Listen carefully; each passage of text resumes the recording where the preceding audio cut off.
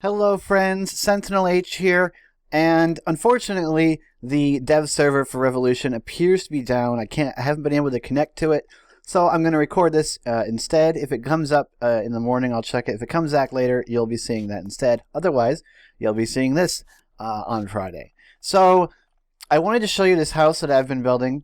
I built most of it a couple of weeks ago, or like half a month ago almost, and then I kind of quit because I kind of lost my motivation to keep going, which is a big problem that I'm trying to work on. But I thought I'd show you this little modern house that I'm working on and sort of talk maybe about my philosophy of modern houses. This is built in Revolution. It's in the middle of an enormous rainbow forest with a very nice looking mountain over there, which probably would do something with if I was going to play this world in survival. Yeah, and talk to you about my philosophy of modern design. I know a lot of people, everyone does it differently with their modern builds. This is my preferred style. You'll recognize, you know, the glass, the clear glass, the black columns, the dark wood, the white walls. It's basically my calling card. It's what I like to do. So as you can see, I've basically got a living room with some glass walls in front of this nice lake right here, which I'm kind of wanting to go ahead and just sort of carve this island out, this little bit out, and make this just a big lake. And as you can see, this is a quite weird terrain around here. Flat, flat, flat, flat, flat, giant mountains.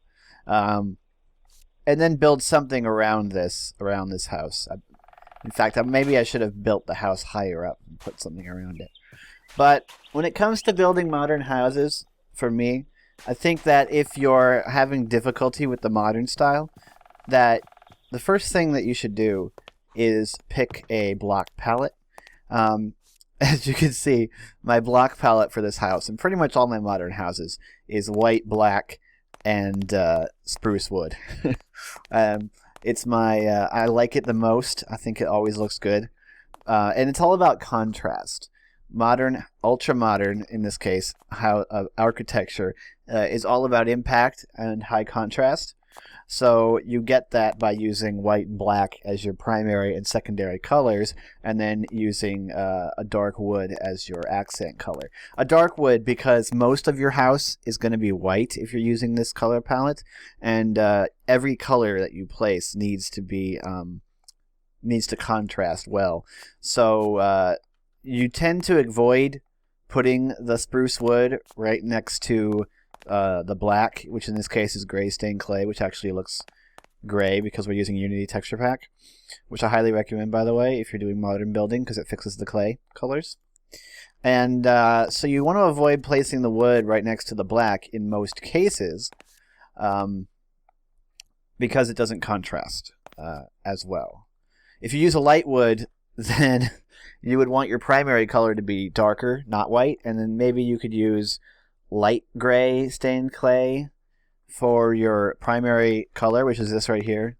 I use light gray stained clay right there, and use that as your primary, and then use a light colored wood like a birch wood, and then use white as your secondary. But that might look a little weird, kind of like you inverted the house.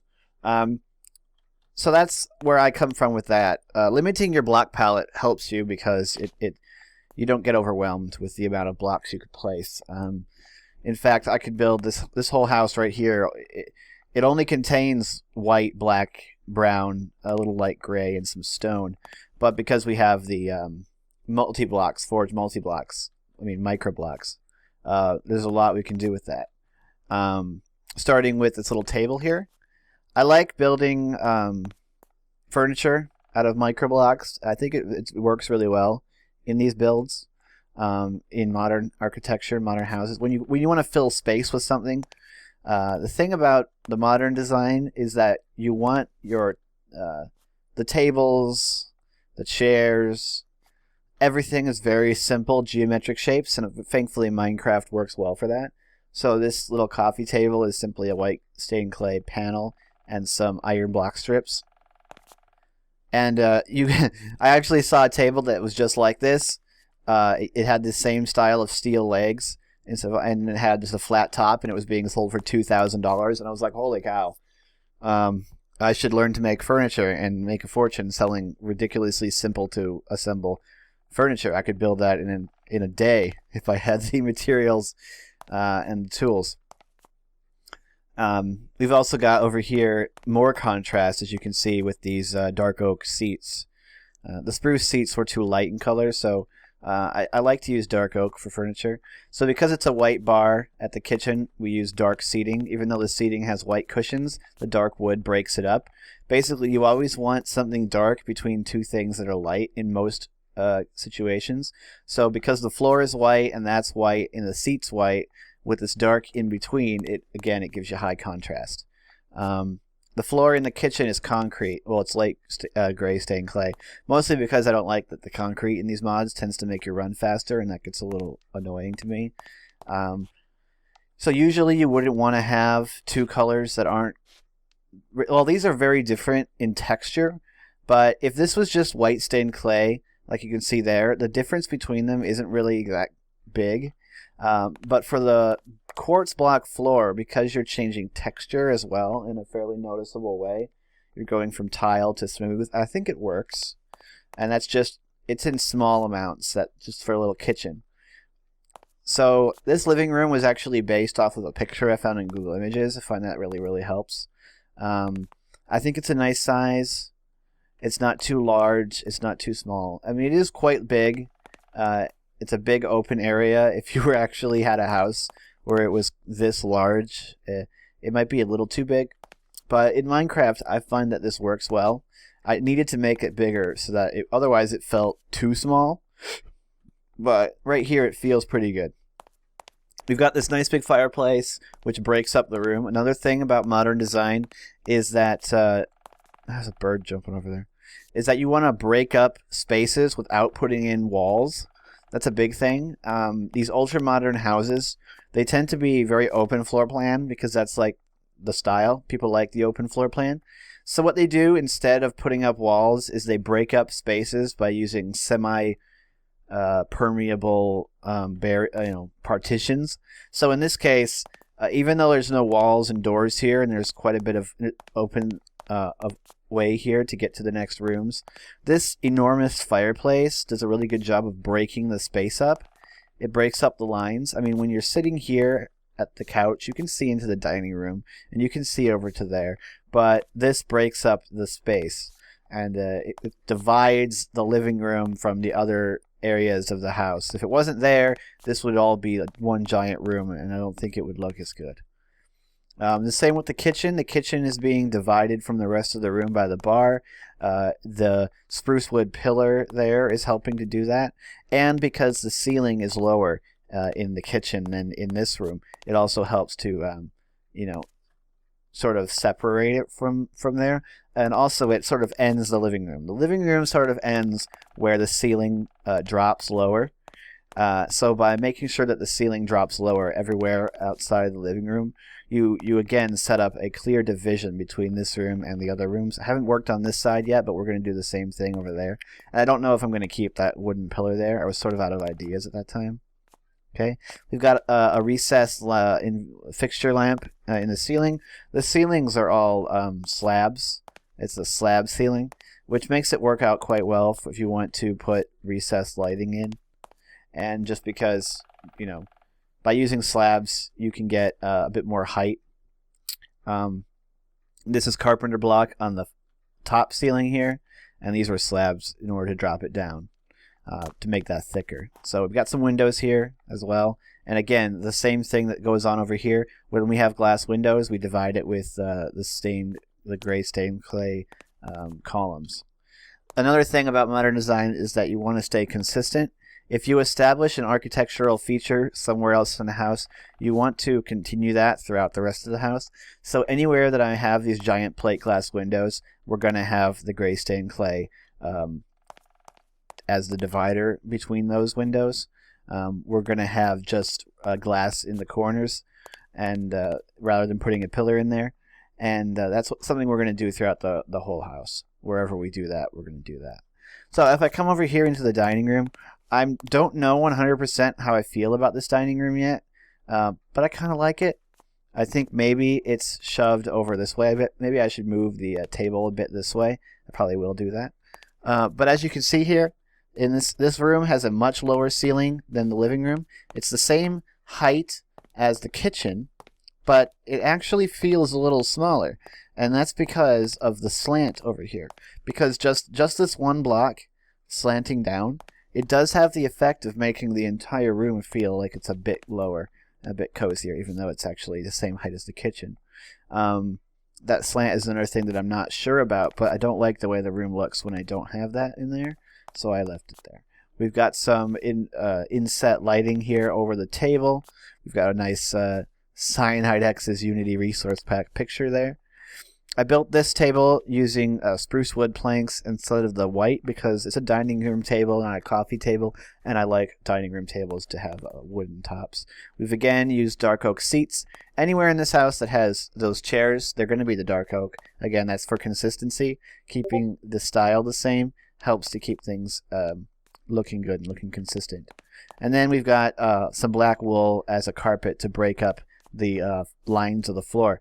If that's not there and this whole floor is white, it really looks a little too clinical, and it just needs something to break it up. And we're probably going to move this whole thing over at least one block later because I don't quite like it the way it is. This dividing feature here between this room and what's going to be the next room over, or the next area of the house. Again, this is like a a half wall basically. It's a wall from there to there, but then we have this sort of half wall division, and we've got these black lamps in there so that they can provide some light. But something like this, where it's not a full wall, but you can see through it, but you can't actually walk through it, it helps to break up the lines of the house without making areas of it feel too separated. This dining room, you want a nice flow, and so you have really nice flow between the dining room, the kitchen, and the living room. And then whatever room's over here, you can easily get from whatever's going to be over here over to the actual house. Wait a second.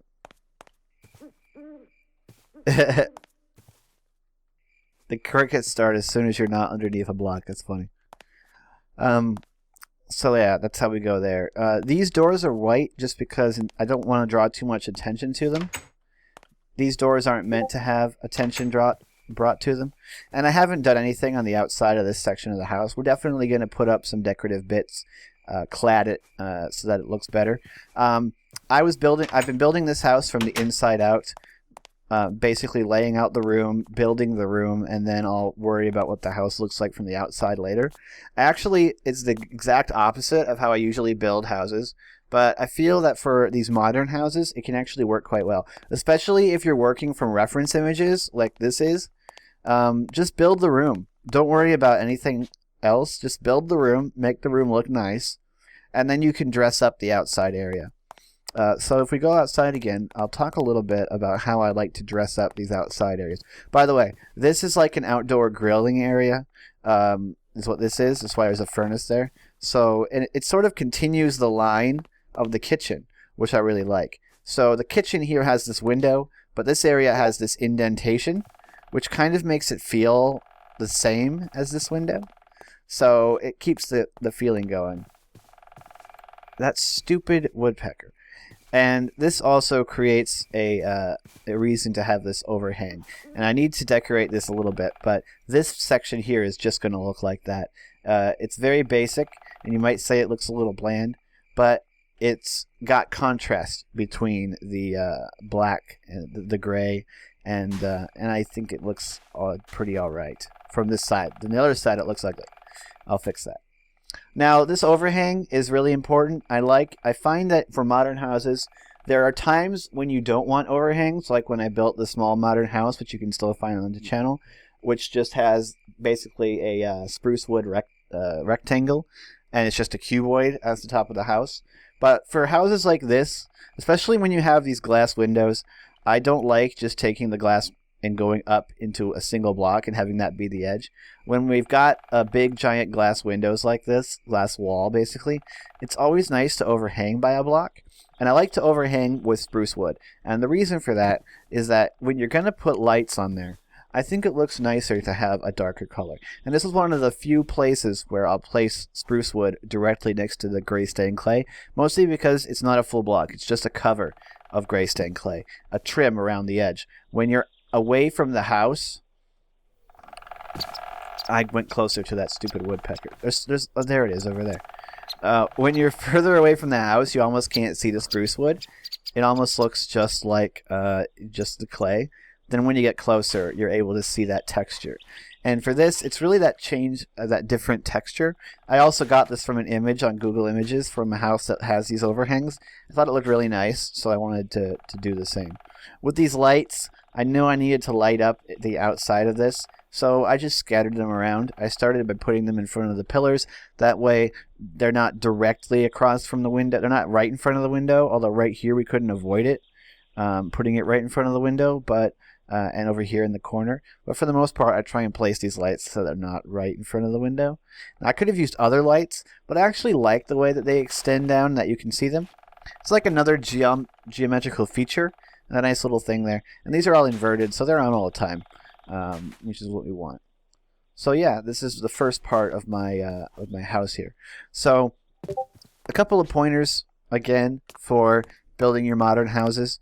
Just limit your block palette. Use extremely high contrasting colors, and make sure that you've got no more than maybe 4 or 5 materials that you're going to use throughout the house. It's okay to have splashes of color in certain rooms, like if you have a room where you just want to put down a couple bits of orange just as an accent, but those should be localized to like a couple of those rooms rather than features that you drag throughout the house. Keep most of the house, most of the building, basically with your standard palette, and then you can put splashes of color in certain other areas. Lastly, I want to talk about this fireplace, because I think it looks really nice. And the way that this fireplace was made is by using slabs on the ground here, right there. And then behind those slabs, we have more slabs. These are gray stained clay slabs and notches, so they're vertical. So they're only right here on this part of the block. Then we were able to take and cover those up with the stone brick slabs on the end, and then place in some stained clay pillars here that go down and they overlap that block, but that block is the one that displays, and this gets sort of cut off, so that it makes this a recess. And I think it looks really nice. And of course the pillars here, the planks, are meant to be like the firewood. And I really like the way that fireplace came out. So if you want a sort of ultra modern house and you want to put a fireplace in it, I could recommend this fireplace. It doesn't have a mantle. I've noticed that ultra modern houses, the fireplaces tend not to have mantles. All these sound effects. Because okay, whoever's doing that, stop it. Because they're used as architectural features. So you need to think about everything in your modern house in terms of architecture. That's one of the things that sets the ultra-modern style apart from things like the classical style. They have swapped out small, intricate detail for large architectural features. You'll notice, of course, in classical architecture, you've got things like, you know, corner moldings and baseboards, and the doors have inset details, and everything has a lot of embellishment on it, whereas the ultra-modern style doesn't, and that's why it's very easy to build in Minecraft, because Minecraft is blocks, and everything is basically hard edges, square edges, except for the buildings that are built round, but that's really hard to do in Minecraft and make it look nice. Everything's got to be a lot bigger. You got to use a lot of microblocks. So keep things simple with the design and add detail through architecture is how the modern houses do it. Now, also remember to keep related rooms near to each other. So we've got living room, we've got kitchen, we've got dining room. So those are 3 rooms that you want to flow between really well. Behind this fireplace in this part of the house, we're probably going to have a hallway right here. That goes to maybe we'll have a room here. I also need to have a second floor over this area, which is what I'm going to end up doing. So this area right here, this square area there, that part of the house is going to be a second floor. This room over here will be still a single floor, and I got to figure out what to do with this room right here. But I hope you have enjoyed this. I know it's not the Let's Play, but the server is down right now. You'll see this video if the server hasn't come back up, but if the server comes back up, you'll see Revolution, the Let's Play. Let me know what you think about this house, especially this living room. I really like it. And if the dev server doesn't come back up, then we're probably going to continue the Let's Play in this world, in this house. So, stay tuned for future episodes. Thank you so much for watching. Join us on Discord. It's seriously a great place to talk to us and hang out. We've got about 3 or 4 regulars that really talk a lot. So it'd be nice you can join, and we're trying to work some stuff out at the moment. If anybody's got like a server that they can run Rev on that they'd like, that'd be really fun. Get in contact with me through Discord so we could work something out. And yeah, you guys, thanks so much for all your support. Follow me on Twitter if you want notifications about when the videos go up and if I do some streaming again. I know I keep talking about streaming and I haven't done it yet, but it's been really, really busy these past weeks. So once the holidays are over, we'll probably maybe have time for that. I also have to get a job now, and I've been searching for that, so that's been taking up some time. So support me on Patreon if you want the videos to keep coming how regularly they currently are. So yeah, after all that said, I am SentinalH, and I'm signing out.